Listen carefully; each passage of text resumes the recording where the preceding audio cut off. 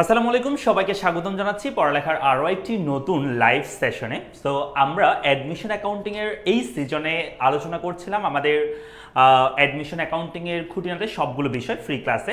তো আমাদের অলরেডি গতকালকে একটা ক্লাস হয়ে আছে, লেকচার 1 ছিল। আজকে আমরা লেকচার 2তে হাজির হয়েছি, অর্থাৎ আজকে আমরা এই হিসাব বিজ্ঞানের পরিচিতি এই অধ্যায়টা শেষ করবো ইনশাআল্লাহ আজকের লেকচারে।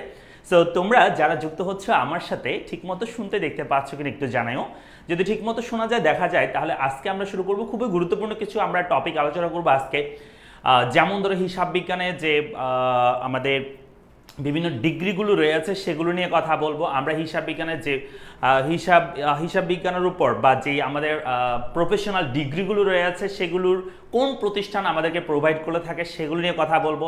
হিসাব বিজ্ঞানের উন্মেষকাল বা হিসাব বিজ্ঞানের যে কালগুলো রয়েছে, কোন কালে কি কি আমাদের হিসাব বিজ্ঞানের সাথে ইনক্লুড হয়ে আছে সেগুলো সম্পর্কে জানবো।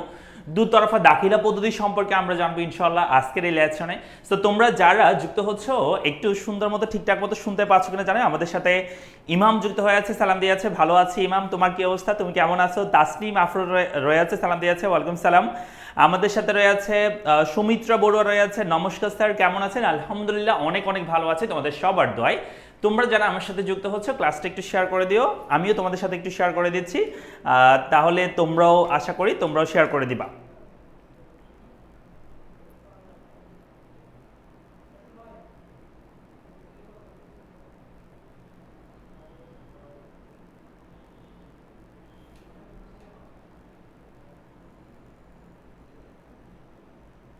ওকে, আমিও তোমাদের সাথে শেয়ার করে দিয়েছি, তোমরা শেয়ার করে দাও। এবং হচ্ছে কে কোন জায়গা থেকে যুক্ত হচ্ছে আমার সাথে অবশ্যই সেটা জানাবা। মুনা আমাদের সাথে রয়ে আছে, মাহিমা রয়েছে, মাহিমা মুনা আমাদের সাথে রয়েছে, সালাম দিয়ে আছে। আমাদের সাথে সৌমিত্রা। ওকে, বাকিরা একটু জানাও কে কোন জায়গা থেকে আমাদের সাথে যুক্ত হচ্ছে। এবং আমরা আজকের এই লেসনটাই আশা করছি একদম শেষ পর্যন্ত থাকবো ক্লাসটার। তো এই দুইটা লেসন, গত ক্লাসে আমরা একটা টপিক পড়েছি, অর্ধেক পড়েছি এই চ্যাপ্টারের, আজকে বাকি অর্ধেক পড়বো। এবং আমরা এই দুইটা যে চ্যাপ্টারটা আমরা পড়তেছি এই চ্যাপ্টার থেকে মিনিমাম তোমাদের এক থেকে দুইটা তোমাদের কোয়েশ্চেন অবশ্যই থাকবে তোমাদের ভার্সিটি অ্যাডমিশনে যে কোনো বিশ্ববিদ্যালয়ের ক্ষেত্রে ইনশাআল্লাহ। সো আমি সবগুলো টপিক নিয়ে আসার চেষ্টা করতেছি যাতে তোমরা ভালো একটা প্রিপারেশন নিতে পারো আমাদের সাথে। ওকে, বাকিরা একটু জানাও, বাকিরা কে কোন জায়গা থেকে যুক্ত হয়েছে একটু আমাদেরকে জানাও কমেন্ট বক্সে কমেন্ট করে।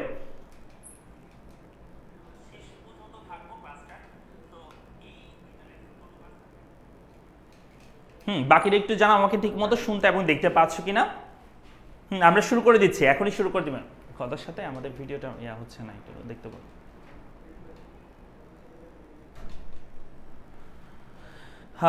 মুনা বলেছে আমাদেরকে ফটিকছড়ি চট্টগ্রাম থেকে সে যুক্ত হয়েছে, মাশাআল্লাহ। বাকিরা একটু জানাও কে কোন জায়গা থেকে যুক্ত হচ্ছ, একদম একটু ক্লাসটা একটু শেয়ার করে দিও, তোমাদের নিজেদের ওয়াল একটু শেয়ার করে দাও যাতে তোমাদের বন্ধু বান্ধবরা আমাদের সাথে যুক্ত হতে পারে। মাহফুজা খানম আমাদের সাথে রয়েছে, আমাদেরকে বলছে সালাম দিয়েছে, ওয়ালাইকুম সালাম স্যার, ফার্স্ট লাইভ ক্লাস। ওকে, আমাদের সাথে যুক্ত থাকো। সুজয় আমাদের সাথে রয়েছে, তোমাদের সবার প্রিয় ম্যানেজমেন্ট ইনস্ট্রাক্টর পড়ালেখার। তো আমাদের সাথে রয়েছে আগ্রাবাদ থেকে সানজিদা জাহান।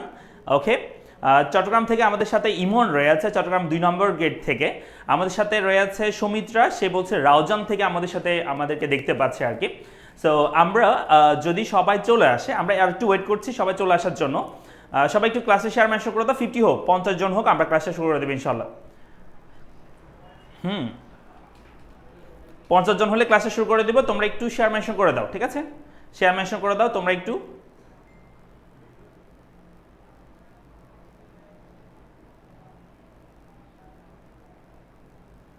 ক্লাসটা একটু শেয়ার মেনশন করে দাও তোমাদের বন্ধু বান্ধবরা যুক্ত হওয়ার জন্য। আমিও শেয়ার মেনশন করে দিয়েছি তোমাদের সাথে।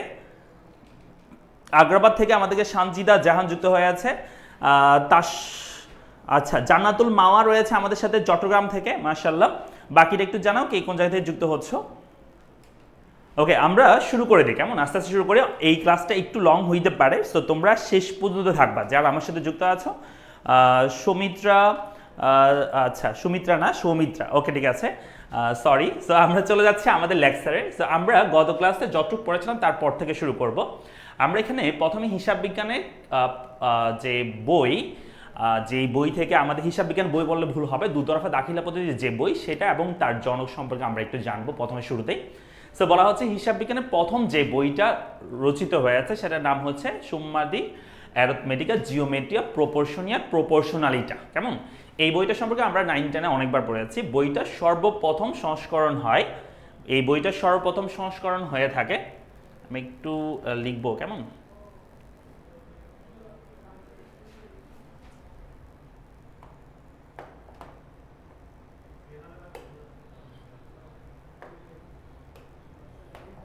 দেখো, এই বইটা সর্বপ্রথম সংস্করণ হয় 1494 সালে। কেমন? 10 নভেম্বর তারিখে ইতালির ভেনিস শহরে এটি হচ্ছে একটা ইতালীয় ভাষায় পাঠ্য বই হিসেবে প্রকাশিত হয়। মূলত গণিতের উপর এই বইটা লেখা হয়েছিল। এটার 5টা খণ্ড ছিল, 5টা খণ্ডে বিভক্ত ছিল এই বইটার। তার তৃতীয় খণ্ডে এই দুতরফা দাখিলা পদ্ধতি সম্পর্কে আসলে লেখা হয় বিষয়টা। তো বইটিতে হিসাব রক্ষণ বিষয়ক 36টি অধ্যায় ছিল, যার নাম ছিল দি কম্পিউটার্স অ্যাট স্ক্রিপ্টাস। কেমন? এই বইটিতে দ্বিতীয় সংস্করণ প্রকাশিত হয় 1523 সালে। এগুলো একটু মনে রাখবা, অনেক সময় পরীক্ষা আসতে পারে, বেশি গুরুত্বপূর্ণ না বাট অনেক সময় আসতে পারে। হিসাব বিজ্ঞানের প্রথম বইয়ের লেখক হচ্ছে, আমরা সবাই জানি, ইতালির ভেনিস শহরের নাগরিক অধিবাসী গণিত শাস্ত্রবিদ, তার নাম হচ্ছে ফাদার লুকা ফিসুয়েলি। তার একটা পূর্ণ নাম আছে, পূর্ণ নাম হচ্ছে ফ্রা লুকা বার্তোলোমিও ডি ফেসিউলি। তাহলে তাকে হিসাব বিজ্ঞানের জনক হিসেবে বিবেচনা করা হয়, বাট আসলে তিনি হচ্ছে দুতরফা দাখিলা পদ্ধতির জনক, হিসাব বিজ্ঞানের জনকও বলা হয় অনেক ক্ষেত্রে তাকে। ঠিক আছে? তিনি লিওনার্দো দা ভিঞ্চির শিক্ষক ছিলেন এবং ঘনিষ্ঠ বন্ধুও ছিলেন, এবং খ্রিস্টপূর্বের কলম্বাসের সমসাময়িক ছিলেন তিনি। ঠিক আছে?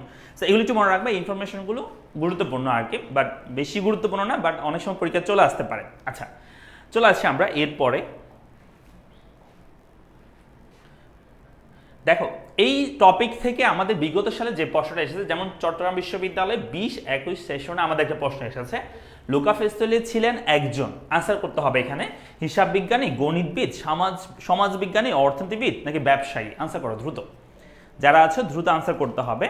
সঞ্জিদা বলছে আগ্রাবাদ। ওকে সঞ্জিদা, মাথা ম্যাথ করাবেন না স্যার? হ্যাঁ অবশ্যই করাবো ভাইয়া, আমরা একদম বেসিক থেকে শুরু করতেছি, তো প্রত্যেকটা চ্যাপ্টার আমরা আস্তে আস্তে শুরু করব, ম্যাথগুলোর দিকেও যাব। এই যে আমরা নেক্সট ক্লাসগুলোতে আমাদের ম্যাথ চলে আসবে, এরপর আমরা হিসাব সমীকরণ আমরা আলোচনা করব, সেই চ্যাপ্টারে কিন্তু আমরা ম্যাথ নিয়ে কথা বলবো। ঠিক আছে?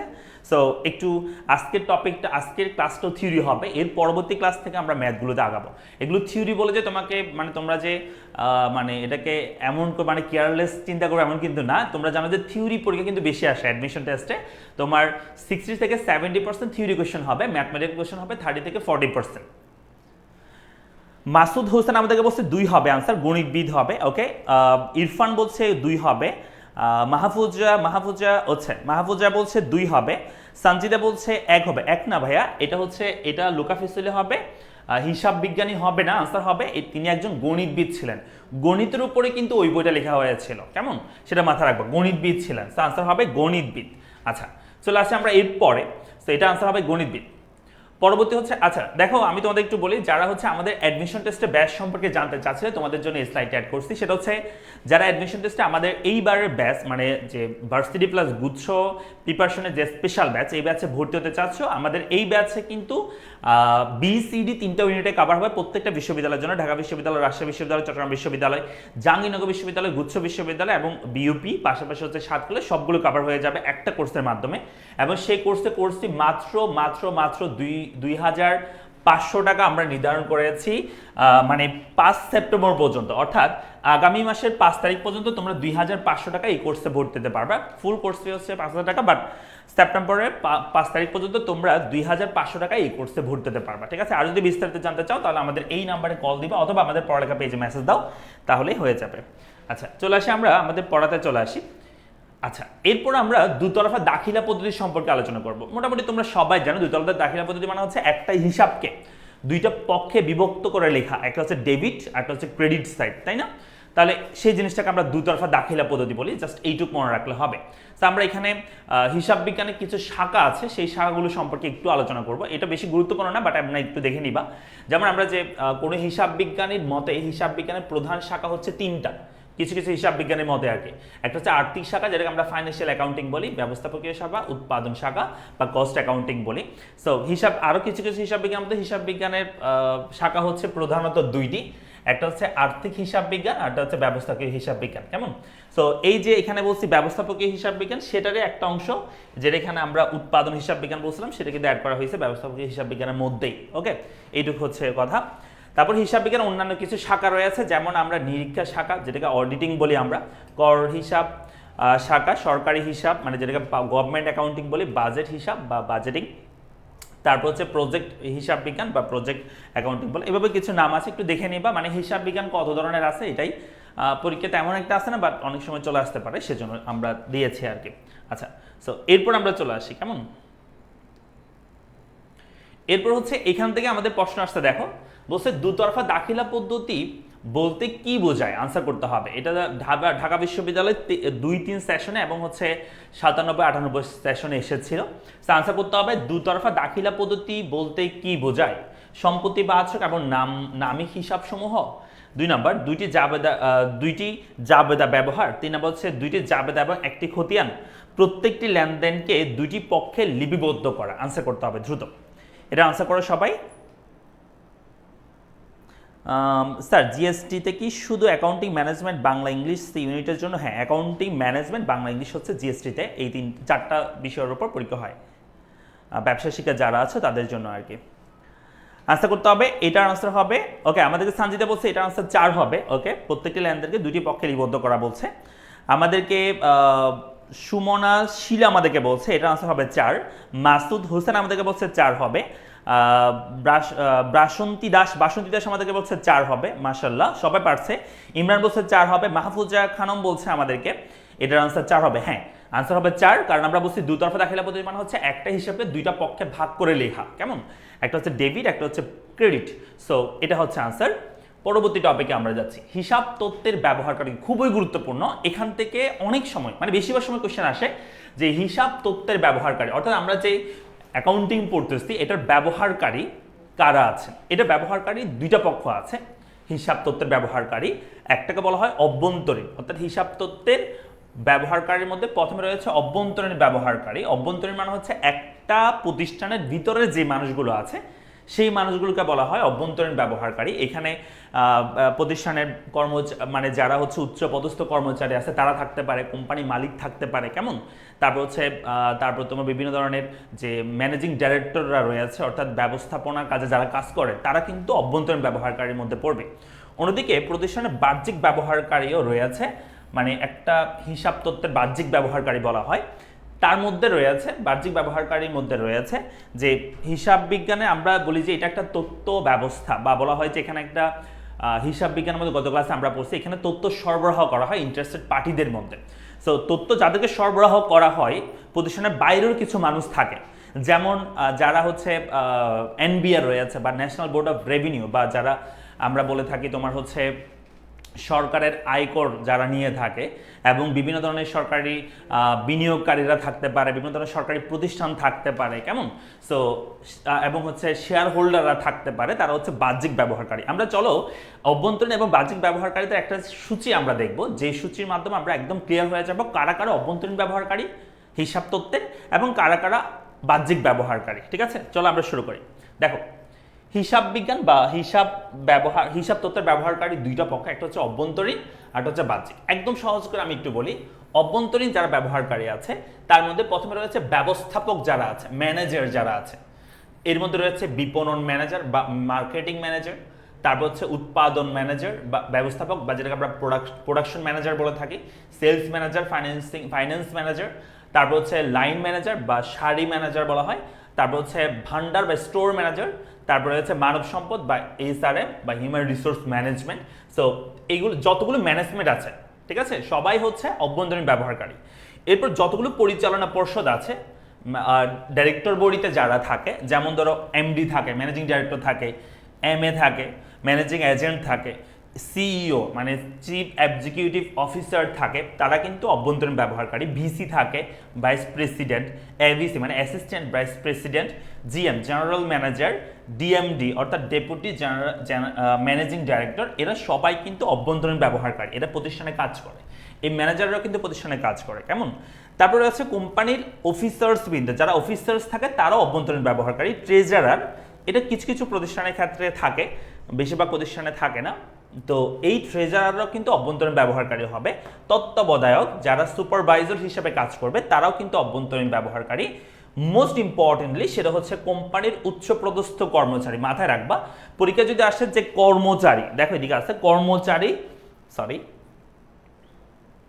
দেখো কর্মচারী একটা প্রতিষ্ঠানের অভ্যন্তরীণ ব্যবহারকারী নাকি বাহ্যিক ব্যবহারকারী? আনসার হবে বাহ্যিক ব্যবহারকারী হচ্ছে কর্মচারী। বাট যদি পরীক্ষা আসে যে উচ্চ পদস্থ কর্মচারী অভ্যন্তরীণ নাকি বাহ্যিক, তখন কিন্তু আনসার হবে যে উচ্চ পদস্থ হচ্ছে অভ্যন্তরীণ ব্যবহারকারী। বাট যদি বলি শুধু কর্মচারী সেটা হবে বাহ্যিক ব্যবহারকারী, আর যদি উচ্চ পদস্থ হয় তাহলে সেক্ষেত্রে হবে অভ্যন্তরীণ ব্যবহারকারী। এই জিনিস একটু মাথায় রাখবা। আবার বলতেছি, যদি বলা হয় শুধু কর্মচারী অভ্যন্তরীণ হিসাব তত্ত্বের অভ্যন্তরীণ ব্যবহারকারী কি বাহ্যিক, তাহলে হবে বাহ্যিক।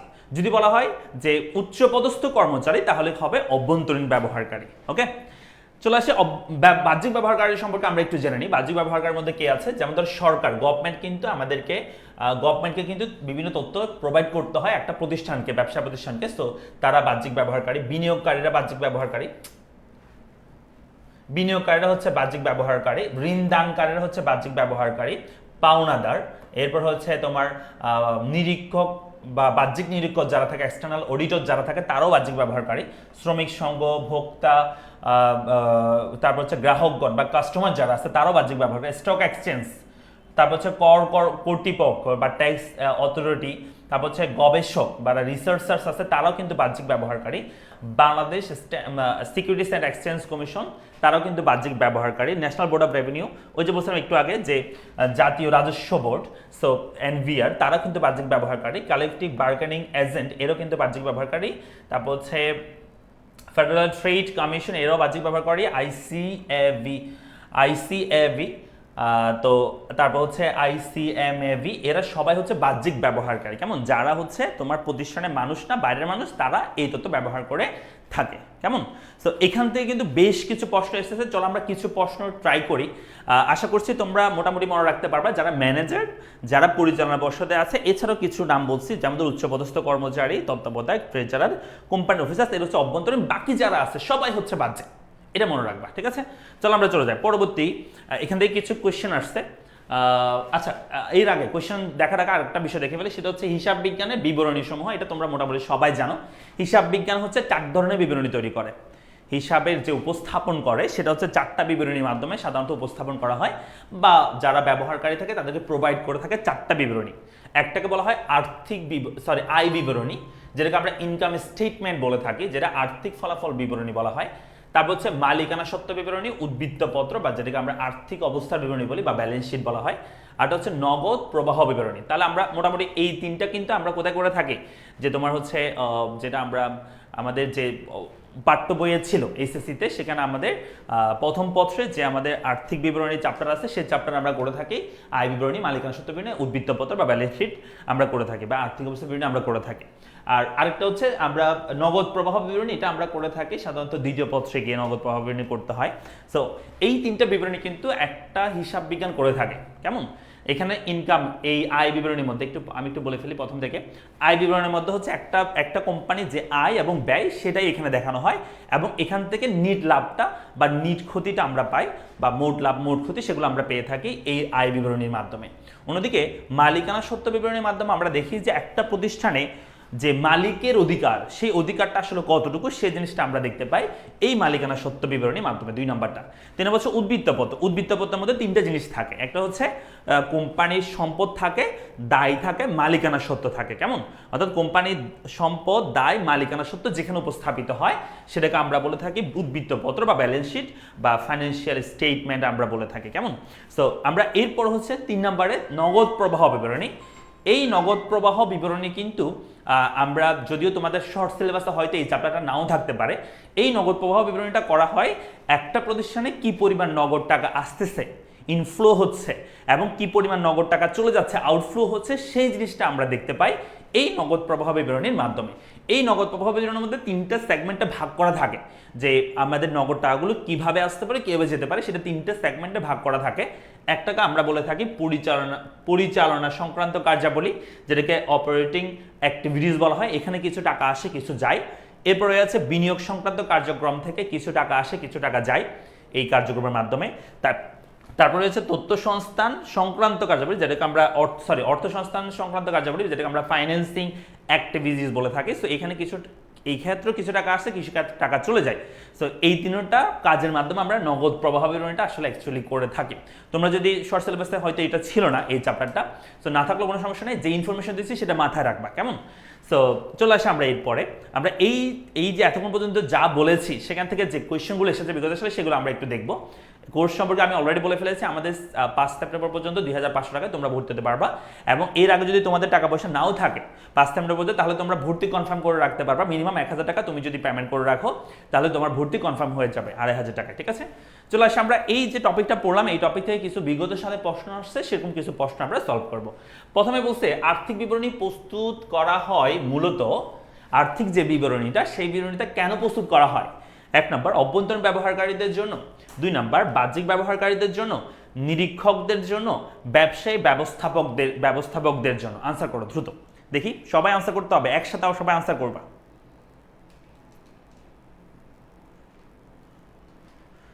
একটু দ্রুত আনসার করবা একসাথে, নাম্বার দিও তোমরা, একের আনসার বলবা, একের আনসার কত সেটা বলবা, নাম্বার একটু মেনশন করে দিও, একের আনসার কত বলতেছে সেটা বলবা। এবং তোমাদের এই ক্লাসটা ভালো লাগলে অবশ্যই তোমাদের যারা বন্ধু বান্ধব আছে কমার্সের, অর্থাৎ যারা ব্যবসা শিক্ষা রয়েছে, তাদেরকে একটু মেনশন করে দিবা, একটু শেয়ার করে দিবা, যাতে তারাও আমাদের সাথে যুক্ত হতে পারে। যে বিভিন্ন যে গ্রুপ আছে আমাদের, সেই গ্রুপগুলোতে একটু শেয়ার করে দিবা। মাহফুজা খানম আমাদেরকে বলেছে এটার আনসার হবে 4, ব্যবসায় ব্যবস্থাপকদের জন্য এটা আমাদের যে আর্থিক বিবরণী প্রস্তুত করা হয় সে বলছে মাহফুজা। বাকিটা একটু জানাও।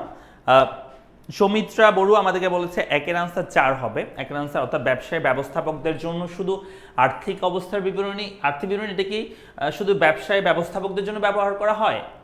না, ভুল করতেছে মনে হয়, একটু দেখো তো আনসার কি হবে। সাইয়েদ আমাদেরকে বলছে একের আনসার 1 হবে। রিমন সালাম দিয়েছে, ওয়ালাইকুম সালাম। রিমন তোমার কি অবস্থা, তুমি কোথায়? তাড়াতাড়ি চলে এসো, তোমার ক্লাস আমার থেকে নিতে হচ্ছে, তুমি ইয়াতে থাকার কারণে, ফেনীতে থাকার কারণে। আচ্ছা, তারপর হচ্ছে ইমাম বলছে একের আনসার 3 হবে, নিরীক্ষকদের জন্য না। সুমনা শীল বলেছে একের আনসার 1 হবে। রিমন বলছে স্যার একের 2 হবে। মাশাআল্লাহ, রিমন তো আনসার করতে পেরেছে, তোমাদের সবার প্রিয় স্যার। তো সানজিদা জাহান বলছে একের 2 হবে। হ্যাঁ, যারা যারা বলছে একের 2 তাদের আনসার ঠিক আছে। দেখো আর্থিক বিবরণী যেটা, সেটা কিন্তু যারা বাহ্যিক ব্যবহারকারী আছে তাদেরকে প্রোভাইড করা হয়, তাদের জন্য করা হয়। হ্যাঁ, অভ্যন্তরীণে ব্যবহার করা হয়, কিন্তু মেইন পারপাসটা থাকে হচ্ছে বাহ্যিক যারা ব্যবহার করে তাদেরকে দেওয়ার জন্য। তোমরা দেখবা যে একটা প্রতিষ্ঠানে যখন তোমরা শেয়ার কিনতে যাও, বা কোনো একটা মানুষ যদি শেয়ার কিনতে যায়, তাহলে সেক্ষেত্রে কিন্তু সেই মানুষটা সেই প্রতিষ্ঠানের আর্থিক বিবরণীটা দেখে নেয়। কেন দেখায়? যে কি পরিমাণ সম্পদ আছে, কি পরিমাণ তাদের দায় আছে, কি পরিমাণ মালিকানা সত্ত্ব আছে, সেগুলো কিন্তু দেখতে হয় যখন ইনভেস্ট করবা কোনো একটা কোম্পানিতে তখন। তাই বলা হয় এই যারা বিনিয়োগকারী তারা কিন্তু একটা বাহ্যিক ব্যবহারকারী, এবং বিভিন্ন যে প্রতিষ্ঠানগুলো আমরা কথা বলেছি, বিভিন্ন যে সরকার পক্ষ বা অন্যান্য পক্ষ বলছি, তারা কিন্তু বাহ্যিক ব্যবহারকারী, তাদের জন্য মেইনলি এই আর্থিক বিবরণীটা প্রস্তুত করা হয়। তাহলে আনসার হবে বাহ্যিক ব্যবহারকারী। যারা যারা ভুল করে আছে শুদ্ধ করে নাও, আনসার হবে বাহ্যিক ব্যবহারকারী। ওকে, আচ্ছা চলে আসতেছি আমরা পরবর্তী কোয়েশ্চেনে। পরবর্তী কোয়েশ্চেন বলছে হিসাব তথ্যের অভ্যন্তরীণ ব্যবহারকারী কে? অভ্যন্তরীণ বলছে মানে হিসাব তথ্যের ভিতরের ব্যবহারকারী কে? আনসার করো দ্রুত। এখানে বলছে শেয়ার হোল্ডাররা ভিতরে ব্যবহারকারী, কর্মচারী, ব্যবস্থাপক, তারপর ট্রেড ইউনিয়ন। কোনটা হবে? অভ্যন্তরীণ ব্যবহারকারী কারা? হিসাব তথ্যের অভ্যন্তরীণ ব্যবহারকারী কারা? দ্রুত আনসার করো। হিসাব তথ্যের অভ্যন্তরীণ ব্যবহারকারী কারা?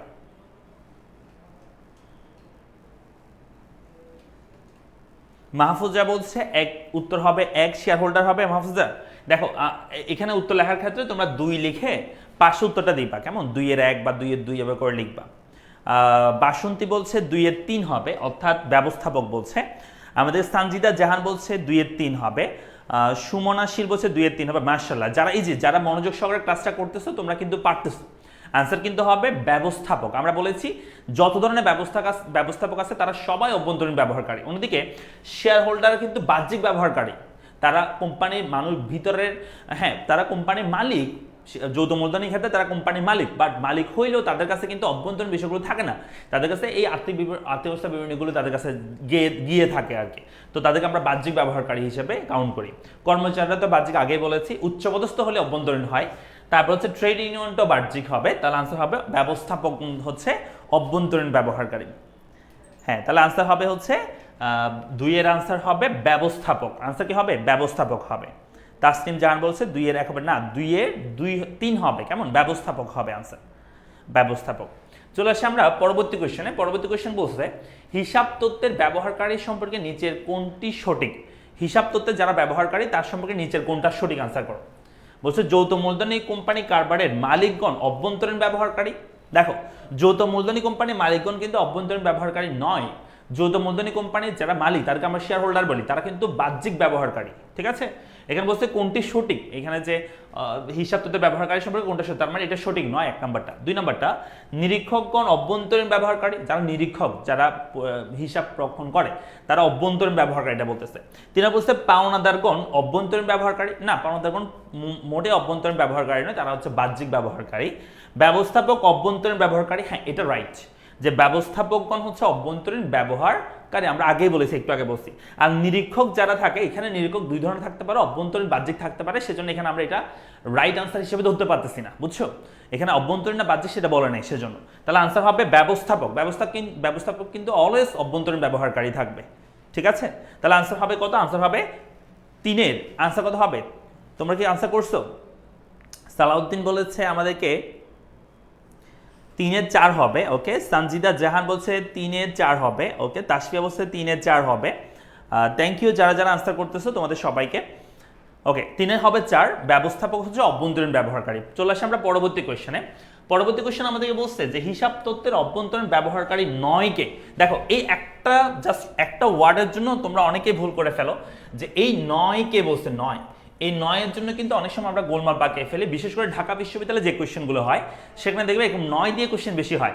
সো 9টা কিন্তু খুবই খতরনাক একটা জিনিস, এটাতে সবসময় মাথায় রাখবা, নজর রাখবা, যাতে এই জিনিসটা চোখের আড়াল হয়ে না যায়, এই জিনিসটা যেন মাথায় থাকে যে 9 বলছে সেটা, অর্থাৎ বলছে যে হিসাব তত্ত্বের অভ্যন্তরীণ ব্যবহারকারী 9, তার মানে হচ্ছে বাহ্যিক ব্যবহারকারীর কথা বলতেছে। কে বাহ্যিক ব্যবহারকারী? ঠিক আছে, অভ্যন্তরীণ ব্যবহারকারী 9 মানে হচ্ছে বাহ্যিক ব্যবহারকারী কে? এখানে বলছে ক্রয় ব্যবস্থাপক, তার বলছে বিক্রয় ব্যবস্থাপক, সরকার, চিফ অ্যাকাউন্ট্যান্ট। তাহলে আনসার কোনটা হবে? আমরা জানি যে যারা ব্যবস্থাপক আছে তারা হচ্ছে অভ্যন্তরীণ, কিন্তু সরকার হচ্ছে কি?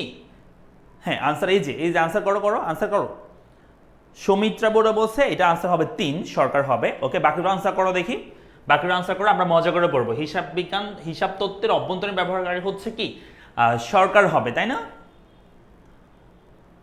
আনসার হবে 4 এর আনসার 3। বাকিটা আনসার করো, সবাই রেসপন্স করবা, যারা আছে সবাই রেসপন্স করবা, ঠিক আছে? সবাই রেসপন্স করবা। আর তোমাদের বন্ধু বান্ধব থাকলে কমার্সের, তাদেরকে অবশ্যই জানাবা, ঠিক আছে? আচ্ছা, চলে আসি আমরা পরবর্তী কোয়েশ্চেনে। আমরা পরবর্তী কোয়েশ্চেনে যাব। পরবর্তী কোয়েশ্চেনটা বলছে, দেখো, তাহলে এটা সরকার হবে আনসার। পরবর্তী কোয়েশ্চেন হচ্ছে হিসাব তত্ত্বের অভ্যন্তরীণ ব্যবহারকারী 9, অভ্যন্তরীণ ব্যবহারকারী মানে হচ্ছে বাহ্যিক ব্যবহারকারী কে সেটা বলতেছে, বুঝছো? তাহলে এখানে আনসার করো, কর্মচারী, পাওনাদার, বিনিয়োগকারী, সবগুলো আনসার করতে হবে। যে অভ্যন্তরীণ ব্যবহারকারী 9 মানে হচ্ছে বাহ্যিক ব্যবহারকারী কারা কারা, আনসার করো। 5 এর আনসার কি হবে?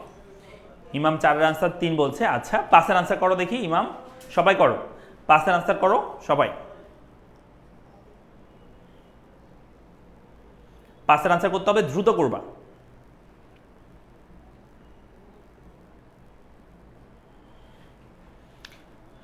তাসনিম বলছে 5 এর আনসার 4 হবে, ওকে। মাসুদ বলছে 5 এর আনসার 1 হবে। দেখো মাসুদ, যখন তুমি কোন একটা অপশন পড়বা বা কোন একটা বিশ্ববিদ্যালয়ের ক্ষেত্রে যখন প্রশ্ন একটা করবা, তখন একটা অপশন দেখে আনসার করে ফেলবা না, কারণ মাথায় রাখবে একটা অপশন দেখলেই ভুল হয়ে যাবে, কারণ তোমাকে সবগুলো অপশন মাস্ট বি পড়তে হবে।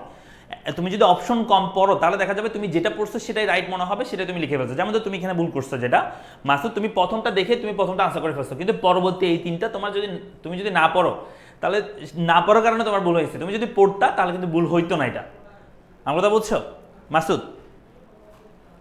তাহলে আনসার হবে, এটার আনসার হবে 4, কারণ এখানে সবগুলোই হচ্ছে বাহ্যিক ব্যবহারকারী, অভ্যন্তরীণ ব্যবহারকারী নয়। তাহলে আনসার হবে সবগুলো। চলে আসি আমরা পরবর্তী কোয়েশ্চেনে। পরবর্তী কোয়েশ্চেনটা আমাদের বলছে যে নিচের কে অভ্যন্তরীণ হিসাব বিজ্ঞানের তত্ত্বের ব্যবহারকারী নয়? অভ্যন্তরীণ নয় তার মানে বাহ্যিক আর কি? তাহলে কে একটু বল। প্রধান নির্বাহী কর্মকর্তা, পাওনাদার, প্রধান আর্থিক কর্মকর্তা, ভান্ডার ব্যবস্থাপক। আনসার করো। তার মানে অভ্যন্তরীণ নয় বলতে বাহ্যিক বলতেছে। বাহ্যিক কে এখানে? এই 4 জনের মধ্যে বাহ্যিক কে ব্যবহারকারী?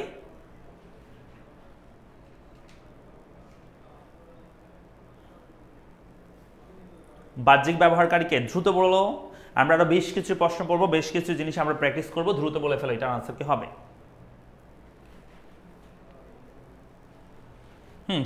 ছয়ের 2 বলছে আমাদেরকে সানজিদা জাহান, পাওনাদার বলছে।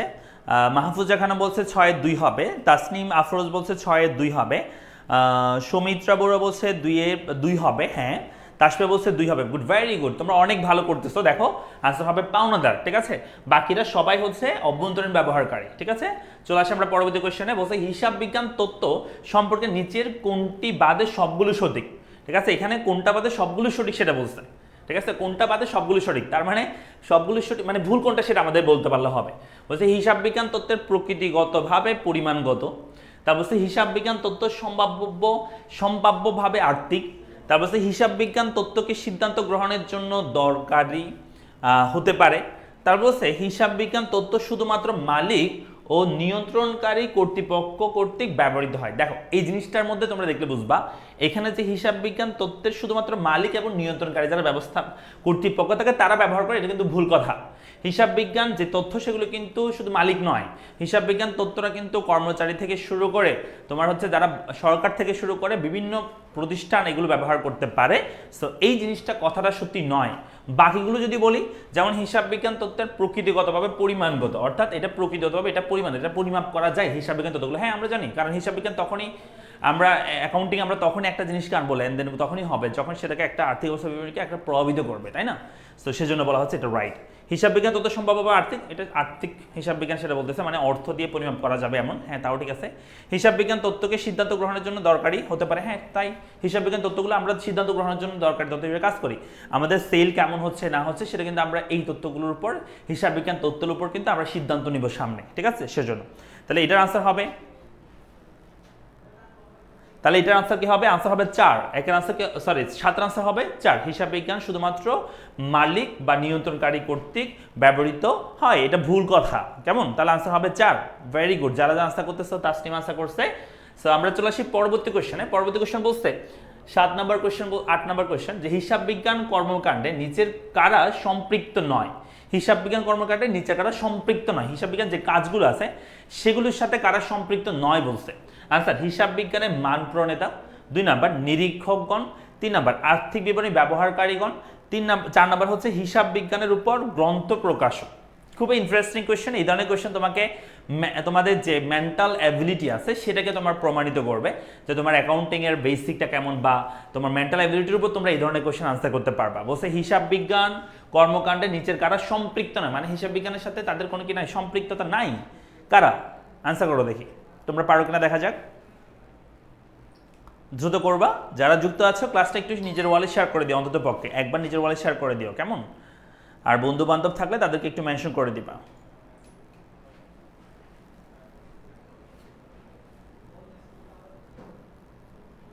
তাসফি আক্তার বলছে 8-এর 4 হবে, হিসাব বিজ্ঞানের উপর গ্রন্থ প্রকাশক।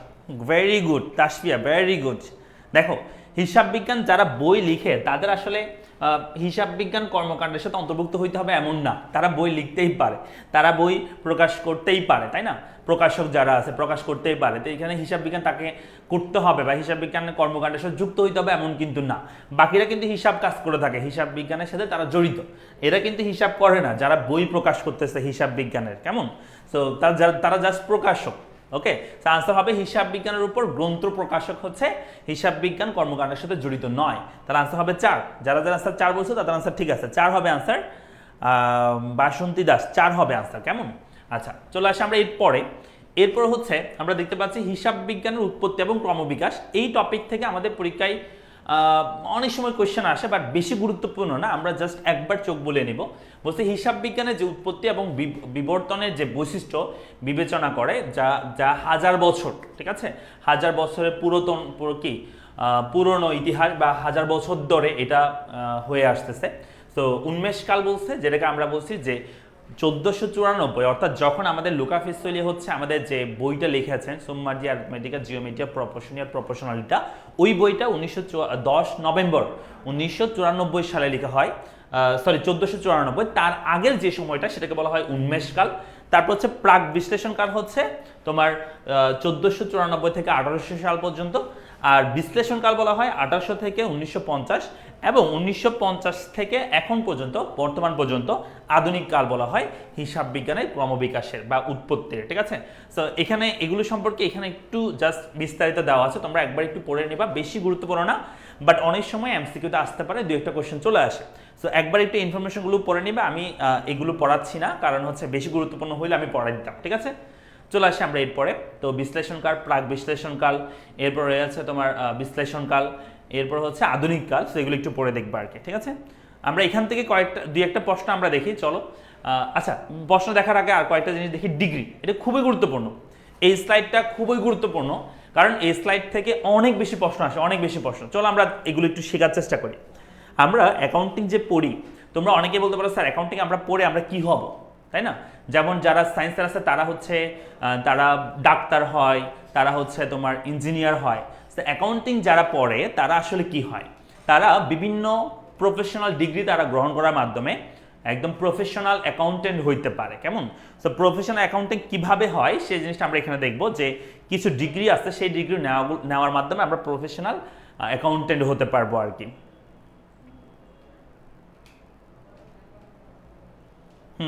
সঞ্জিতা বলছে আবার গাধা হলো, নো প্রবলেম ভাইয়া, তোমরা শিখতেছো, আস্তে আস্তে শিখবা, ভুল করবা, কোনো সমস্যা নেই, এখনো মাত্র শুরু। ঠিক আছে, সো চলো আমরা দেখি। বলছে বিভিন্ন ডিগ্রি প্রদানকারী দেশ এবং প্রতিষ্ঠানসমূহ। ভালো করে শোনো, তোমরা এই ওয়ার্ডটা হয়তো অনেকেই শুনেছো, যে সিএ, বলে যে আমি সিএ পড়াশোনা করতেছি। সিএ মানে কি? সিএ মানে হচ্ছে চার্টার অ্যাকাউন্টেন্ট। ঠিক আছে, চার্টার অ্যাকাউন্টেন্ট এটা একটা ডিগ্রির নাম। সো এটা বাংলাদেশে অনেকের নাম শুনেছো যারা অ্যাকাউন্টিং নিয়ে পড়াশোনা করে। সো হায়ার, এটা হচ্ছে একটা প্রফেশনাল ডিগ্রি আর কি, চার্টার অ্যাকাউন্টেন্ট। আরটা আছে এসিএ, যেটাকে বলা হয় অ্যাসোসিয়েট চার্টার অ্যাকাউন্টেন্ট। আরটা আছে এফসিএ, যেটাকে বলা হয় ফেলো অফ চার্টার অ্যাকাউন্টেন্ট। এই তিনটা ডিগ্রি বাংলাদেশে যারা প্রদান করে থাকে সেটাকে বলা হয় ICAB, institute of charter accountants of Bangladesh. ঠিক আছে, সো যেটা 1973 সালে প্রতিষ্ঠিত হয় বাংলাদেশে, এই ডিগ্রি প্রদানকারী সংস্থাটা, যেটাকে আমরা আইসিএবি বলি। তাহলে institute of chartered accountant, institute of charter accountant of Bangladesh, এই আইসিএবি, এই প্রতিষ্ঠানটা এই তিন ধরনের ডিগ্রি দিয়ে থাকে। একটা হচ্ছে সিএ, আরটা হচ্ছে এসিএ, আরটা হচ্ছে এফসিএ। কেমন? সো এগুলো একটু ভালো করে মুখস্থ রাখবা। ওকে, চলে আসি আমরা এরপরে রয়েছে সিএমএ। এটাও অনেকে নাম শুনবা হয়তো, সিএমএ করতেছে। সিএমএ মানে হচ্ছে কস্ট অ্যান্ড ম্যানেজমেন্ট অ্যাকাউন্টেন্ট। কি বলছি বলো? Cost and management accountant. আরেকটা আছে এইসিএমএ, যেটাকে বলা হয় associate cost and management accountant. আর হচ্ছে এফসিএমএ, যেটাকে বলা হয় fellow of cost and management accountant. তার মানে আগের মতো জাস্ট প্রথমটা মনে রাখতে পারলে পরেরটা তুমি পারবা। সিএমএ হচ্ছে কস্ট অ্যান্ড ম্যানেজমেন্ট অ্যাকাউন্টেন্ট, এটা মনে রাখতে পারলে এসিএমএ, এফসিএমএ সব পারবা। আচ্ছা, এই ডিগ্রিগুলো প্রদান করে থাকে বাংলাদেশে, সেটা হচ্ছে ICMAB, institute of cost and management accountants of Bangladesh, যেটা 1977 সালে প্রতিষ্ঠিত হয় বা এই প্রতিষ্ঠানটা স্থাপিত হয়ে থাকে। আচ্ছা, এরপর চলে আসে আরও কিছু ডিগ্রি আছে, যেটা এই ডিগ্রিগুলো দিয়ে থাকে তোমার যুক্তরাষ্ট্র। এটার মতো এই ডিগ্রিগুলোর নাম সেম, বাট এগুলো দিয়ে থাকে হচ্ছে যুক্তরাষ্ট্রের একটা প্রতিষ্ঠান। সেগুলো মানে বাইরের দেশে যদি কেউ করতে চায় বা যুক্তরাষ্ট্রে গিয়ে যদি কেউ করতে চায় তাহলে করতে পারবে সিএমএ। এটা যুক্তরাষ্ট্রের একটা প্রতিষ্ঠান, যেটাকে আমরা আইএমএ বা ইনস্টিটিউট অফ ম্যানেজমেন্ট অ্যাকাউন্টেন্ট বলা হয়। সো এই ইনস্টিটিউশনের মাধ্যমে কিন্তু তুমি সিএমএ, এসিএমএ মানে এই ডিগ্রিগুলো, এফসিএমএ এগুলো তুমি কিন্তু করতে পারবা। এটা হচ্ছে যুক্তরাষ্ট্রের একটা প্রতিষ্ঠান, যেটা হচ্ছে কি হয় যে আইএমএ, যেটাকে আমরা ইনস্টিটিউট অফ ম্যানেজমেন্ট অ্যাকাউন্টেন্টস আমরা বলে থাকি। আচ্ছা, এরপরে হচ্ছে সিপিএ। সিপিএ মানে হচ্ছে certified public accountants. So certified public অ্যাকাউন্টেন্টসটা একটা যুক্তরাষ্ট্র প্রতিষ্ঠিত একটা প্রতিষ্ঠান দ্বারা তুমি করতে পারবা। সেটা হচ্ছে এআইসিপিএ। এআইসিপিএ মানে হচ্ছে American institute of CPA. American institute of CPA মানে হচ্ছে, সিপিএ মানে তো আগেই বলছি, এই যে certified public accountants. So American institute of certified public অ্যাকাউন্টেন্টসের মাধ্যমে তুমি এই সিপিএ ডিগ্রি তুমি নিতে পারবে। আচ্ছা, এরপর চলে আসি আমরা সিসিএ। দেখো, সিসিএ মানে হচ্ছে chartered certified accountant, charter certified accountant.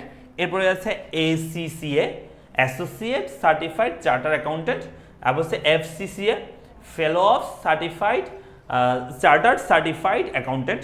এরপর হচ্ছে ক্যাট, এটা অনেকে নাম শুনবা, ক্যাট। ক্যাট মানে হচ্ছে সার্টিফাইড অ্যাকাউন্টিং টেকনিশিয়ান বলা হয় এটাকে, সার্টিফাইড অ্যাকাউন্টিং টেকনিশিয়ান বা ক্যাট বলা হয় তাদেরকে। সো এই ডিগ্রিগুলো তুমি নিতে পারবা যুক্তরাষ্ট্র ভিত্তিক একটা প্রতিষ্ঠান, যেটাকে আমরা বলে থাকি ACCA, মানে associate of chartered certified accountants বলা হয়। এই প্রতিষ্ঠানের মাধ্যমে তুমি এই ডিগ্রিগুলো নিতে পারবা। একটু কঠিন মনে হইতে পারে শুরুর দিকে, আস্তে আস্তে বুঝতে পারবা, আস্তে আস্তে মুখস্থ করতে হবে আর কি, কষ্ট করে, কেমন? আচ্ছা, এরপরে চলে আসি আমরা, এরপরে আরেকটা জাস্ট একটাই আছে, MBM, ঠিক আছে, মাস্টার্স অফ ব্যাংক ম্যানেজমেন্ট বলা হয় এটাকে, MBM-কে, যেটা বাংলাদেশের এই ডিগ্রিটা প্রদান করে থাকে BIBM হচ্ছে এই ডিগ্রিটা প্রদান করে থাকে Bangladesh institute of bank management, তারা এই ডিগ্রিটা দিয়ে থাকবে MBM, এই ডিগ্রিটা দিয়ে থাকে, কেমন? অর্থাৎ মাস্টার্স অফ ব্যাংক ম্যানেজমেন্ট এই ডিগ্রিটা তুমি নিতে পারবা BIBM থেকে, ঠিক আছে? তো আমরা সবাই একবার একটু চোখ বোলাই নিব, একবার একটু মুখস্থ করার চেষ্টা করবো আর কি, করো দেখি।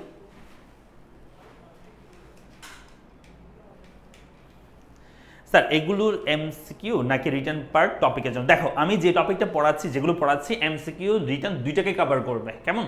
সো আমি যখন পড়াচ্ছিলাম, কোন একটা টপিক যখন পড়াচ্ছি, তখন তোমাকে অবশ্যই করতে হবে, সেটাতে মনোযোগ দিতে হবে, যাতে MCQ এবং হচ্ছে তুমি CQ মানে তোমার রিটার্ন দুইটাতে লিখতে পারো। একটা বিষয় মাথায় রাখবা, অ্যাকাউন্টিং, ফাইন্যান্স, ম্যানেজমেন্ট এগুলোর ক্ষেত্রে রিটার্ন যে পার্টটা আসে ঢাকা বিশ্ববিদ্যালয়ে, সেটা কিন্তু তোমার MCQ টপিকগুলো তুমি যদি ভালোভাবে পড়ো, তাহলে কিন্তু তোমার রিটার্ন পার্টটা তুমি আশা করি পারবা। যেমন আমরা আগের ক্লাসে, গত ক্লাসে আমরা পড়াইছি যে হিসাব বিজ্ঞান এবং হিসাব রক্ষণের মধ্যে পার্থক্য কি, তাহলে সেই টপিকটা কিন্তু আসতে পারে তোমাদের রিটার্নের মধ্যে, হিসাব বিজ্ঞান এবং হিসাব রক্ষণের মধ্যে পার্থক্য কি সেটা। আর আমাদের যে লেকচার শিট আমরা প্রদান করবো, সেখানেও কিন্তু থাকবে সব কিছু। স্যার এগুলো কেমন আসবে? বলবে CA ডিগ্রি বাংলাদেশে কে প্রদান করে থাকে, তাহলে তোমাকে বলতে হবে ICAB বাংলাদেশে CA ডিগ্রি প্রদান করে থাকে। এই যে আমরা একটু পরে কি পড়বো, আমরা একটু পরে সেগুলো পড়বো, ঠিক আছে? চলো আমরা সেগুলো করি, তাহলে আমরা ওই প্রশ্নগুলো সলভ করি, যে এই সম্পর্কিত যে প্রশ্নগুলো সেগুলো। আচ্ছা, তার আগে হচ্ছে আমরা এইখানে তো এগুলো পড়লাম, এছাড়া আরও কিছু যেটাকে আমরা বলে থাকি আন্তর্জাতিক এবং জাতীয় হিসাব সংগঠনের পরিচিতি, এটা সম্পর্কে আমরা একটু জানি, যে আমাদের কিছু আন্তর্জাতিক এবং জাতীয় কিছু হিসাব সংগঠন আছে, সেগুলোর পরিচিতি সম্পর্কে আমরা একটু জানি। যেমন তোমরা অনেকেই নাম শুনবা যে IASB মানে হচ্ছে ইন্টারন্যাশনাল অ্যাকাউন্টিং স্ট্যান্ডার্ড বোর্ডস, ঠিক আছে?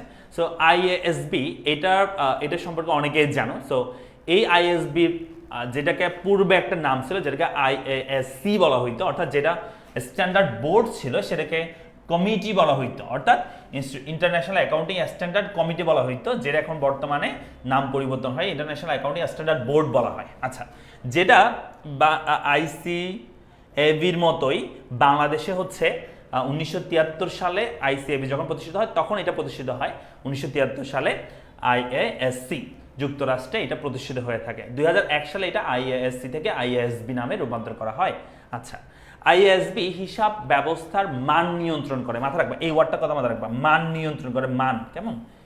IASB হচ্ছে হিসাব ব্যবস্থার মান নিয়ন্ত্রণ করে। একটু পরে আমি তোমাদেরকে সেটা আরেকটু শর্টকাট বলে দিব, কেমন মনে রাখবা।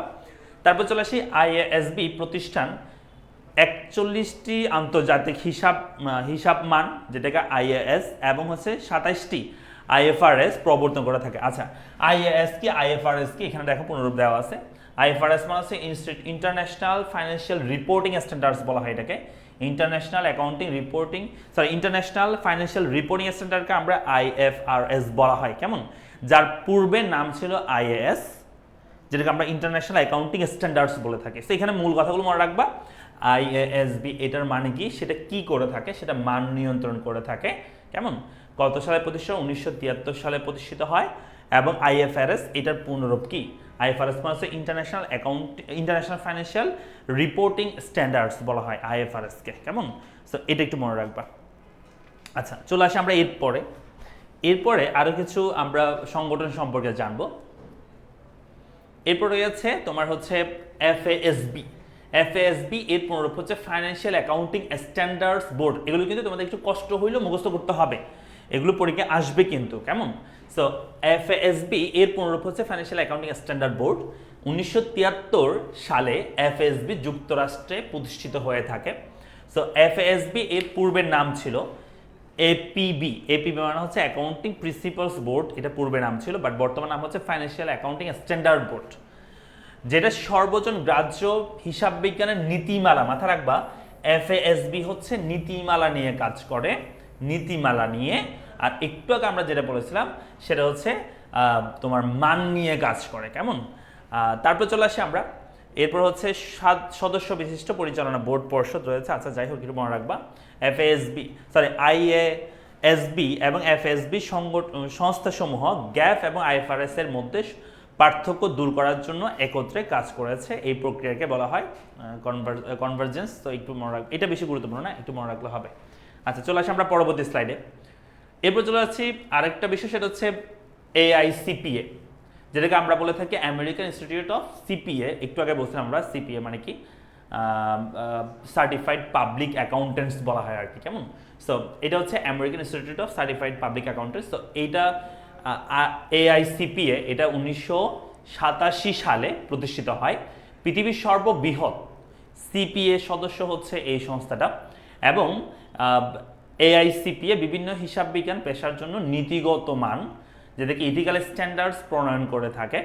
যুক্তরাষ্ট্রে বিভিন্ন প্রতিষ্ঠানের জন্য নিরীক্ষার মান, অডিটিং স্ট্যান্ডার্ডসগুলো এটা প্রণয়ন করে থাকে AICPA।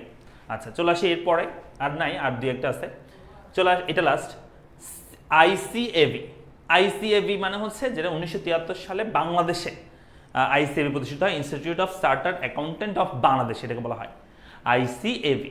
তো বাংলাদেশে আর্থিক বিবরণী প্রস্তুতের ক্ষেত্রে অনুসরণ করা হয় BFRS। এটা খুবই গুরুত্বপূর্ণ। বাংলাদেশের যে আর্থিক বিবরণী প্রস্তুতের ক্ষেত্রে অনুসরণ করা হয় BFRS। BFRS হচ্ছে বাংলাদেশ ফাইন্যান্সিয়াল রিপোর্টিং স্ট্যান্ডার্ডস। অনেকবার পরীক্ষা এসে আছে, এটা একটু মাথায় রাখবা। এরপর চলছে বাংলাদেশে আর্থিক প্রতিবেদনের মান। আর্থিক প্রতিবেদনের মান BFRS প্রণয়ন করে আইসিএবি, এই যেটা আমরা এখানে বলেছি, সরি, আইসিএবি হচ্ছে BFRS যেটা আছে এটার মান প্রণয়ন করে থাকে। আচ্ছা এরপর আছে CA, ACA, FCA ডিগ্রি প্রদান করে থাকে আইসিএবি। এটা আগে বলেছি তোমাদেরকে, আমরা শুরুতে বলছি যে আইসিএবি যেগুলো CA, FCA, ACA সেগুলো হচ্ছে ডিগ্রি প্রদান করে থাকে। যেটা আমি বলছিলাম যে এই জিনিসটা মনে রাখবা, যে শর্টকাটে কেমন মনে রাখবা, দেখো যে আইএফআরএস হলো সর্বজন গ্রাহ্য মান। আইএফআরএস হচ্ছে সর্বজন গ্রাহ্য মান। এই মান কথাটা দেখলে সেখানে তোমরা ইউজ করবা আইএফআরএস, কেমন, ফাইন্যান্সিয়াল ইন্টারন্যাশনাল, কি বলবা, international financial reporting standard. So এটা হচ্ছে আমাদের যে সর্বজন গ্রাহ্য যে মান, সেই মান নির্ধারণ করে থাকে। আরেকটা বিষয় হচ্ছে গ্যাফকে আমরা বলে থাকি জেনারেলি অ্যাকসেপ্টেড অ্যাকাউন্টিং প্রিন্সিপাল বলা হয় এটাকে, ঠিক আছে, generally accepted accounting principle, GAAP. So এই গ্যাফটা হচ্ছে সর্বজন গ্রাহ্য নীতিমালা নিয়ে কাজ করে। কি নিয়ে বলো, নীতিমালা নিয়ে। তাহলে নীতিমালার কথা বললে আমরা আনসার করবো গ্যাফ, আর যখন সর্বজন গ্রাহ্য মান নিয়ে কথা বলবো তখন আমরা আনসার করবো আইএফআরএস, কেমন।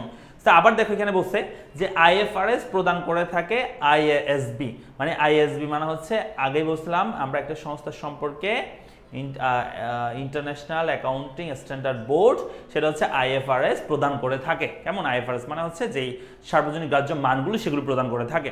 আর গ্যাফ হচ্ছে ফাইন্যান্সিয়াল অ্যাকাউন্টিং স্ট্যান্ডার্ড বোর্ড, সেটা হচ্ছে গ্যাফ প্রদান করে থাকে। মানে গ্যাফ বলতে যেটাকে আমরা জেনারেলি অ্যাকসেপ্টেড অ্যাকাউন্টিং প্রিন্সিপাল যেগুলো আছে, মানে যেগুলো নীতিমালা আছে সেগুলো প্রদান করে থাকে। এই 4টা লাইন মনে রাখতে হবে এমসিকিউ আনসার করার ক্ষেত্রে, ঠিক আছে, মনে থাকবে। তোমরা কি বুঝতেছো আমার কথা? থিওরিগুলো একটু কষ্ট হবে তোমাদের পড়তে, এটা স্বাভাবিক বিষয়। আমরা ম্যাথের দিকে ইনশাআল্লাহ আগাবো, নেক্সট ক্লাসগুলোতে আমরা ম্যাথ নিয়ে কথা বলবো।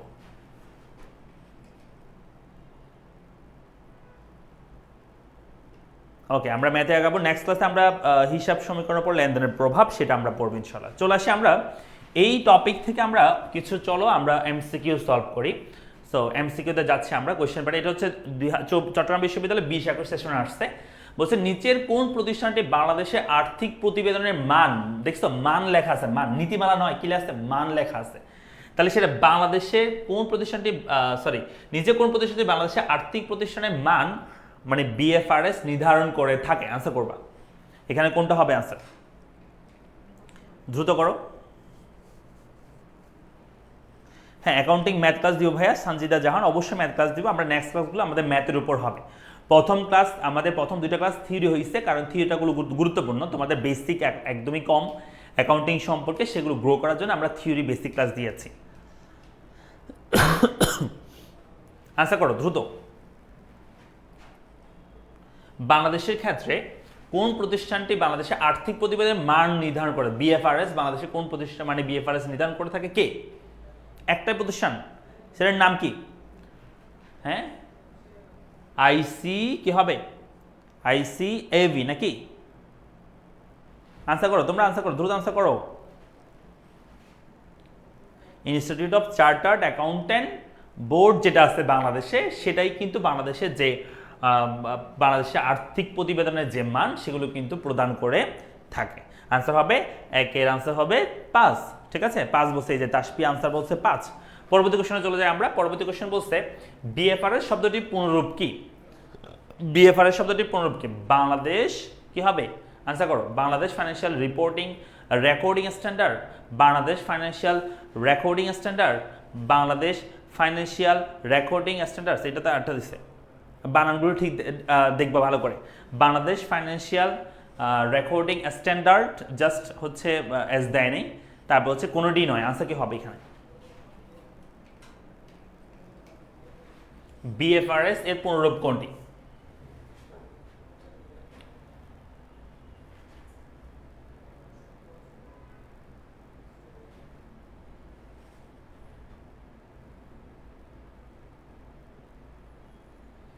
আনসার কোনটা হবে?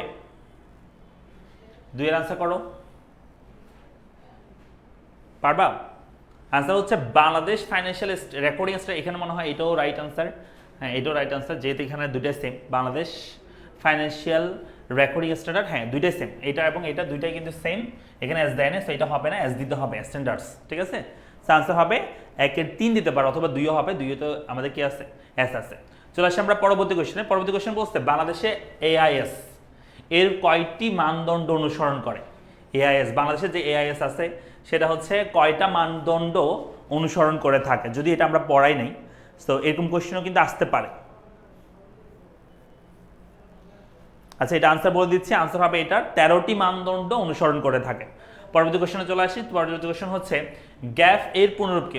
অলরেডি আমি বলছি গ্যাপ এর পুনরূপ হচ্ছে কি হবে? আনসার করো, এটা আনসার করো সবাই। গ্যাপ এর পুনরূপ কি? আনসার করো।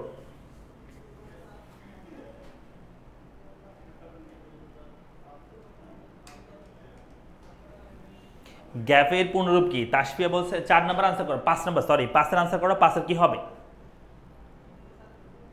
গ্যাপ এর পুনরূপ কি?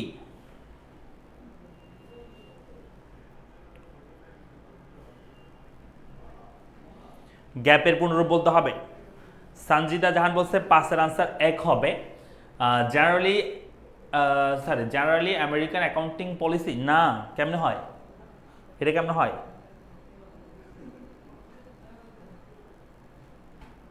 5-এর আনসার কি এটা হবে? আমি বলে দিচ্ছি তাহলে। 5-এর আনসার হচ্ছে জেনারেলি অ্যাকসেপ্টেড অ্যাকাউন্টিং প্রিন্সিপালস হবে। মানে আনসার হবে হচ্ছে তোমার কত হবে?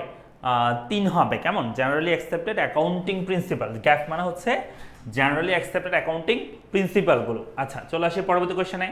পরবর্তী কোশ্চেন বলছে এখানে যে আর্থিক বিবরণীকে সর্বজন গ্রাহ্য করার জন্য ব্যবহৃত মান বলছে। আমরা বলছিলাম মান বললে হবে আইএফআরএস নাকি?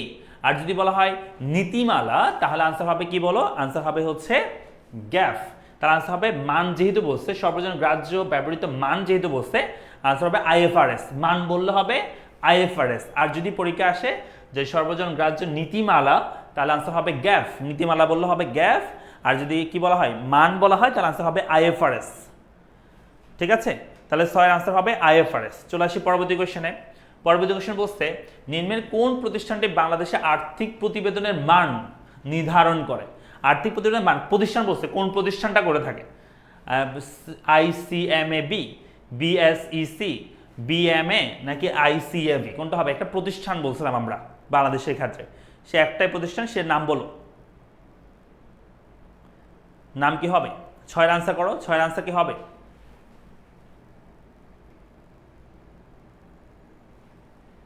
ছয়ের আনসার করতে হবে দ্রুত।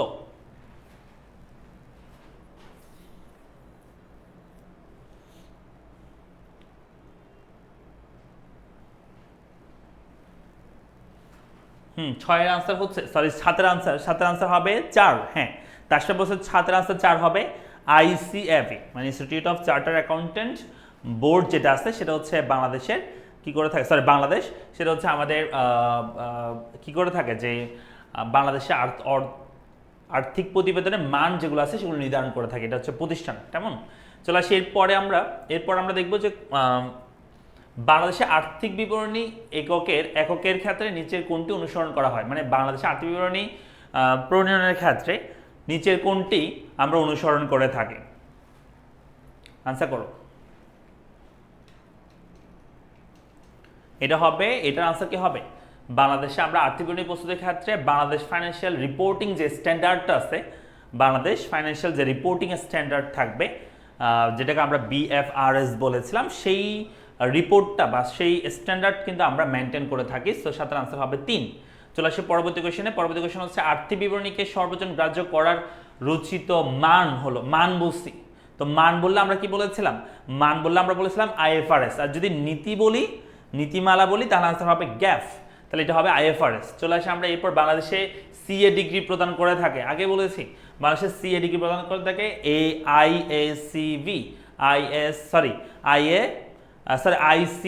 আইসিএবি হচ্ছে মানে institute of chartered accountant Bangladesh হচ্ছে কি করে থাকে, বাংলাদেশে সিএ ডিগ্রি প্রদান করে থাকে। খুবই সিম্পল, খুবই সহজ। চলে আসি পরবর্তী কোশ্চেনে। চার্টার্ড অ্যাকাউন্টেন্ট ফার্মের মালিকদেরকে বলা হয়, এদেরকে এটা যদিও পড়ায় না, এটা আনসার হচ্ছে চার্টার্ড অ্যাকাউন্টেন্ট যারা ফার্ম থাকে তাদের মালিকদেরকে বলা হয় পাবলিক অ্যাকাউন্টেন্টস বলা হয় তাদেরকে, কেমন, সেই মালিকদেরকে বলা হয় পাবলিক অ্যাকাউন্টেন্টস। চলে আসি পরবর্তী কোশ্চেনে। পরবর্তী কোশ্চেন বলছে নিম্নে বর্ণিত কোন পক্ষটি যৌথ মূলধনী কারবারের হিসাব পরীক্ষা করতে পারে। দেখো, যৌথ মূলধনী যে কোম্পানিগুলো থাকে তাদের হিসাব পরীক্ষা করতে পারে হচ্ছে যারা চার্টার্ড অ্যাকাউন্টেন্ট থাকবে, যারা সিএ হোল্ডার, যাদের সিএ ডিগ্রি থাকবে তারা হচ্ছে এই কি করতে পারে, তোমার হচ্ছে যৌথ মূলধনী কোম্পানির হিসাবগুলো নিরীক্ষা করতে পারে। তাহলে আনসার হবে চার্টার্ড অ্যাকাউন্টেন্ট হবে, মানে সিএ যারা হোল্ডার আছে তারা। ভাই আপনাদের কি অ্যাডমিশনের ব্যাচ আছে? হ্যাঁ অবশ্যই ভাই অ্যাডমিশনের ব্যাচ আছে। আমরা অ্যাডমিশনের ব্যাচ সম্পর্কে তোমাদেরকে বলতেছি, দাঁড়াও তোমাকে দেখাচ্ছি একটু।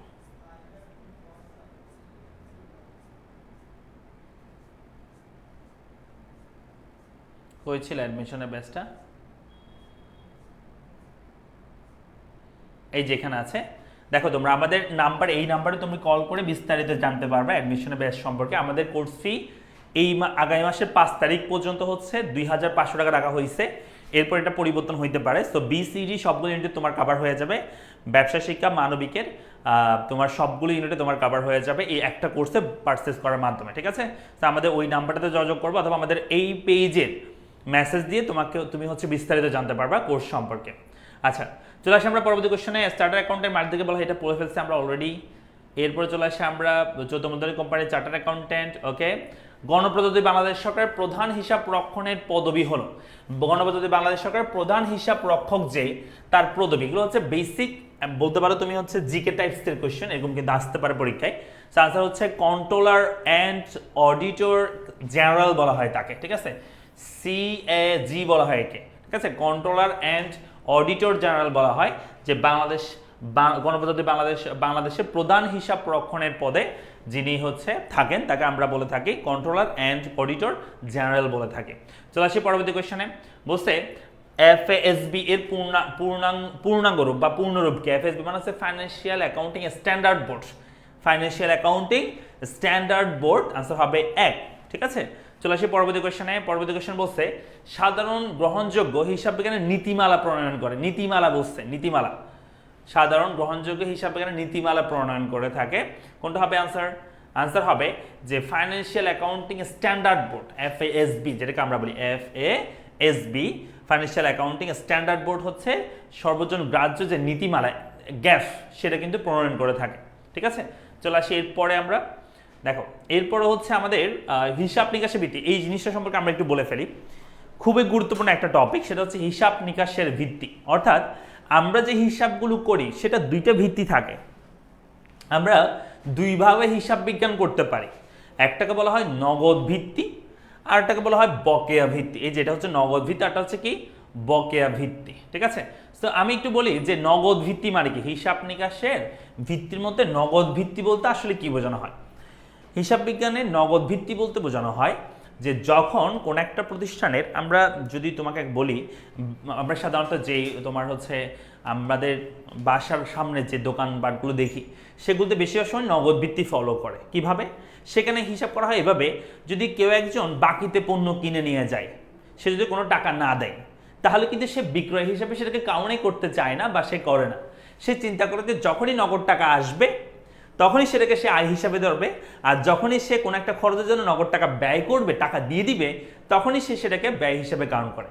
এটাকে বলা হয় নগদ ভিত্তি। অর্থাৎ নগদ টাকা আসলেই তখন সেক্ষেত্রে আয় হবে, নগদ টাকা চলে গেলে যখন তখন সেটাকে কি করা হবে, ব্যয় হিসেবে গণ্য করা হবে। এটাকে বলা হয় হিসাব বিজ্ঞানের নগদ ভিত্তি। কেমন?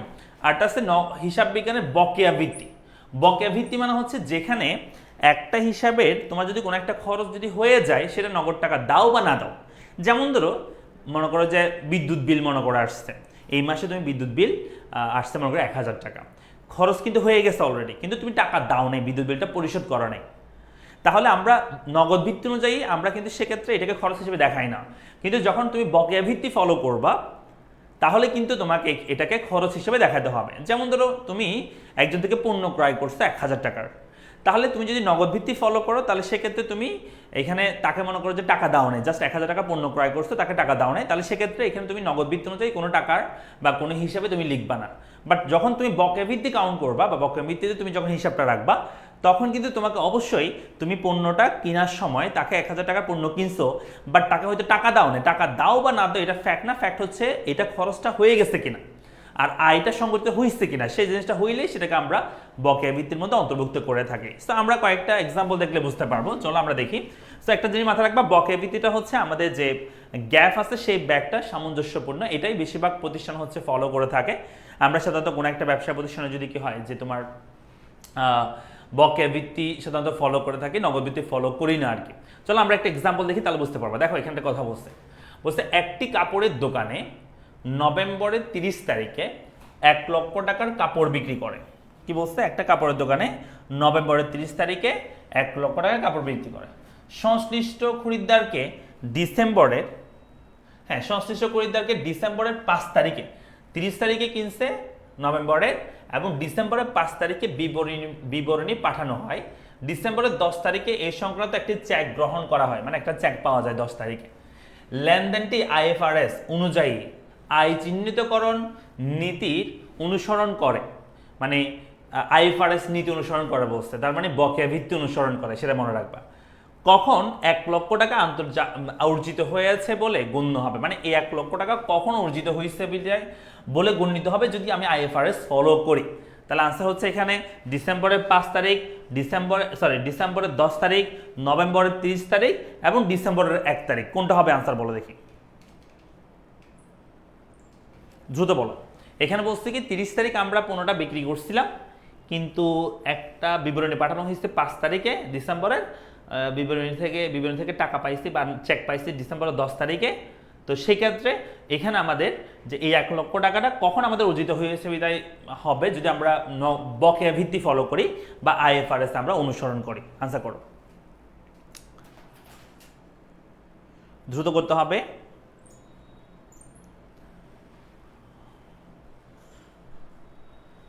একজন বলছে ডিসেম্বরের 1 তারিখ হবে, ডিসেম্বরের কি 1 তারিখ হবে এটাও?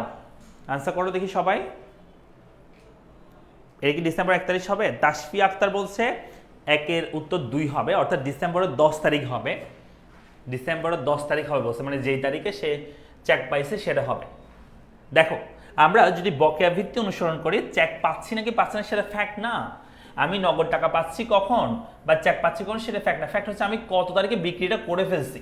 এখানে বলছে বিক্রি করা হয়, অলরেডি বিক্রি করা হয় বলে ফেলছে 30 তারিখে, নভেম্বরের 30 তারিখ। তাহলে আনসার হবে এখানে বকেয়া ভিত্তি ফলো করলে আমরা এখানে নভেম্বরের 30 তারিখ হচ্ছে আমাদের এই হিসাবটা, মানে 1 লক্ষ টাকা হিসাবের অন্তর্ভুক্ত হয়ে যাবে।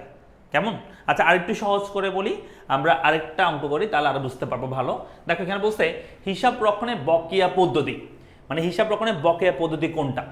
প্রাপ্তি এবং খরচ যখন সংগঠিত হয় তখনই লিপিবদ্ধ করা হয়, প্রাপ্তি এবং খরচ যখন সংগঠিত হয় তখন লিপিবদ্ধ করা হবে, প্রাপ্তি ও খরচ যখন প্রদান করা হয় তখন লিপিবদ্ধ করা হয়।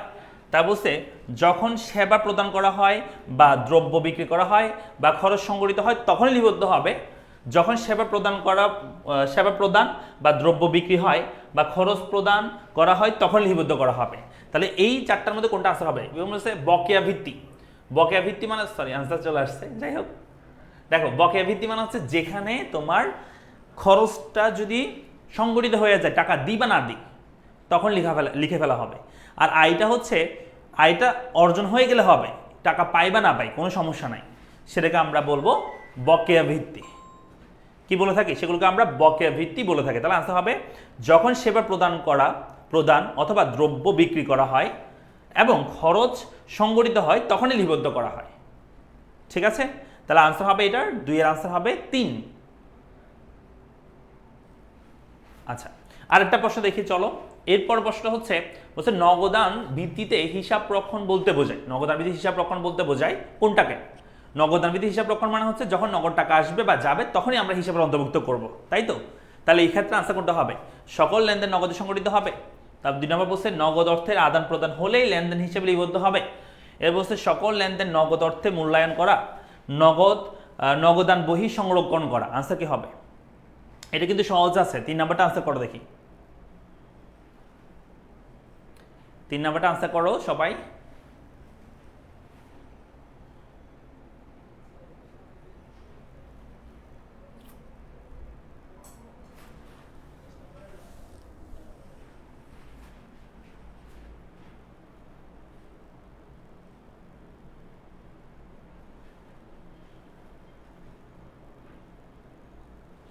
তিনের আনসার হচ্ছে 2, অর্থাৎ যখনই নগদ টাকা আদান প্রদান হবে তখনই লেনদেন হিসেবে লিপিবদ্ধ করা হবে। আনসার হবে 2। আশা করি তোমরা পারবা। পরবর্তী কোশ্চেনে যাচ্ছি। বলছে বকেয়া ভিত্তির ধারণা। যখন খরচ পরিকল্পনা করা হলে তখন কি বকেয়া ভিত্তি হবে? না। 2 নম্বর হচ্ছে যখন চালান পাওয়া যায়। 3 নম্বর হচ্ছে যখন খরচ সংগঠিত হয়। 4 নম্বর হচ্ছে যখন খরচ পরিশোধ করা হয়। আনসার হচ্ছে যখনই খরচটা সংগঠিত হবে তখনই সেটাকে আমরা কি করতে হবে? বকেয়া ভিত্তি অনুযায়ী কাউন্ট করা হয়, অর্থাৎ যখনই সংগঠিত হয়ে যাবে। আনসার হচ্ছে 3। পরবর্তী কোশ্চেনে চলো। পরবর্তী কোশ্চেন বলছে জনাব আকন্দ 2 লক্ষ টাকা নগদ পরিশোধ করে 2,50,000 টাকার পণ্য ক্রয় করে। বকেয়া ভিত্তি বা অ্যাক্রুয়াল কনসেপ্ট অনুযায়ী ধারণা অনুসারে মোট ব্যয় কত হবে? আমাকে বলো যে সে কিন্তু 2 লক্ষ টাকা পরিশোধ করছে কিন্তু পণ্য কিনছে 2,50,000 টাকা। তো বকেয়া ভিত্তি অনুযায়ী সে আসলে কত টাকার পণ্য কিনছে বলো তো? বকেয়া ভিত্তি অনুযায়ী, নগদ ভিত্তি বলে নাই, বকেয়া ভিত্তি বলছে। আনসার করো। 5 নাম্বারটা আনসার করতে হবে।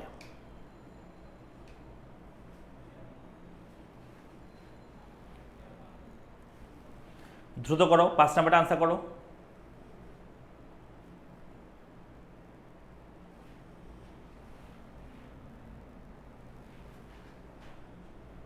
স্যার এগুলো ম্যাথ কোয়েশ্চেন? হ্যাঁ অবশ্যই, এগুলো যদিও ম্যাথের না, বাট তোমাকে কনসেপ্ট বুঝতে হবে, এটা থিওরির মতোই, ম্যাথ না এটা।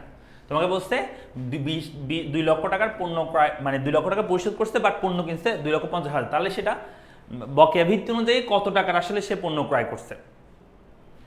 5 আনসার তার সে বলছে 5 আনসার 1 হবে। বাসন্তী দাস বলছে 5 আনসার 1 হবে। হ্যাঁ 2,50,000, গুড, ভেরি গুড আনসার। কিন্তু সে 1 লক্ষ টাকা পরিশোধ করলেও নগদে সে কিন্তু পণ্য কিনছে 2,50,000। বকেয়া ভিত্তি অনুযায়ী সে আসলে 2,50,000 টাকার পণ্য কিনছে, বুঝছো? আনসার হবে 2,50,000। ঠিক আছে, চলে আসি আমরা পরবর্তী কোশ্চেনে।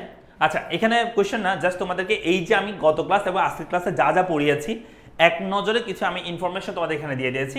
তোমাদেরকে এই নোটটা দিয়ে দেওয়া হবে আমাদের একটা হোয়াটসঅ্যাপ গ্রুপ আছে, সেই গ্রুপে তোমাদেরকে দিয়ে দেওয়া হবে। আমাদের গ্রুপের লিঙ্কটা তোমাদের আচ্ছা এই ভিডিওর মধ্যে আমি দিয়ে দিব কমেন্ট বক্সে, অথবা হচ্ছে তোমরা পড়ালেখা পেজে মেসেজ করলে তোমাদের গ্রুপের লিঙ্কটা দিয়ে দেওয়া হবে, সেখানে আমি এই পিডিএফটা দিয়ে দিব। তোমরা প্রথম ক্লাস এবং দ্বিতীয় ক্লাস, 2টা ক্লাসের যে পিডিএফ, সেই পিডিএফ তোমরা সেখান থেকে দেখবা, দেখে হচ্ছে তোমরা ভালো করে এই অধ্যায়টা কমপ্লিট করবা আর কি। এখানে কিছু এক নজর আমি ইনফরমেশন দিয়ে দিয়েছি, এগুলো তোমরা একটু বাসায় পড়ে দেখবা, এগুলো তোমাদের জন্য মানে কাজ দিবা আর কি এই জিনিসগুলো। ঠিক আছে, তো এগুলো একটু পড়ে দেখবা। ওকে, এই আর কি। সো আজকে আমাদের ক্লাস এইটুক পর্যন্ত। তোমাদের শেষবারের মধ্যে আবার বলছি, যারা আমাদের ব্যাচে এখনো ভর্তি হয় না, ভর্তি হতে পারো। আমাদের সেপ্টেম্বর পর্যন্ত আমাদের অফার চলছে। 1 সেপ্টেম্বর পর্যন্ত তোমরা 2,500 টাকা এই কোর্সে ভর্তি হতে পারবা। ঠিক আছে, সো এর আগে ভর্তি হয়ে যাও যারা যারা আছো, এবং হচ্ছে যদি এর আগেও সম্ভব না হয় তাহলে তোমরা কিন্তু একটা মিনিমাম 1,000 টাকা দিয়ে তোমরা কনফার্ম করে ফেলতে পারবা ভর্তিটা। তাহলে কিন্তু তুমি এরপরে বাকি টাকাটা পেমেন্ট করতে পারবা, কোনো সমস্যা নেই। মানে কনফার্মের জন্য 5 তারিখের মধ্যে তুমি চাইলে 1,000 টাকা দিয়ে ভর্তি কনফার্ম করতে পারবা, ঠিক আছে? সো এই হচ্ছে কথা। তোমরা সবাই ভালো থাকো, সুস্থ থাকো, আর দেখা হচ্ছে আমার সাথে পরবর্তী ক্লাসে। সো এই আর কি। থ্যাংক ইউ সবাইকে। আসসালামু আলাইকুম।